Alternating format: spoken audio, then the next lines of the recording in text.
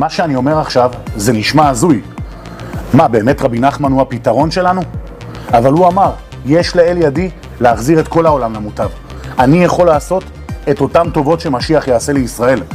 רבי נחמן מדבר שהוא באמת יכול לתקן את העולם, שהוא באמת יכול לרפא את כולנו, שהוא יודע להמתיק כל הדינים, כל הקטרוגים, כל הצרות, שהוא יודע לרפא אותנו מכל המחלות, והוא באמת רוצה לעזור לנו, והוא מלמד אותנו גם איך לזכות לזה.